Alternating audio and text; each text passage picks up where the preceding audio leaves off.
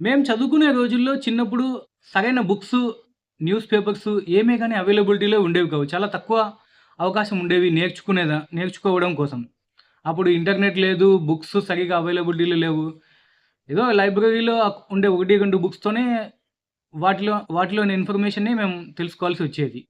కానీ ఇప్పుడు ఇంటర్నెట్ వచ్చింది. గూగుల్, వికీపీడియా, యూట్యూబ్ అన్నీ వచ్చాయి. అన్నీ బుక్స్ అవైలబిలిటీలో చాలా వచ్చేసాయి. నేర్చుకునే అవకాశం చాలా ఎక్కువగా ఉంది. At the same time distraction కూడా చాలా ఎక్కువగా పెరిగింది. ఎవరికి? ఇప్పుడున్న కరెంట్ జనరేషన్‌కి. వాళ్ళకన్నీ తెలుసుకునే అవకాశం వచ్చింది. వాళ్ళకన్నీ తెలుస్తున్నాయి.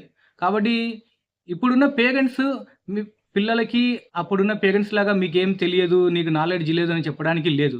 ఇప్పుడున్న పిల్లలకు చాలా నాలెడ్జ్ ఉంది. కాబట్టి వాళ్ళని హ్యాండిల్ చేయడం చాలా కష్టమైన విషయం.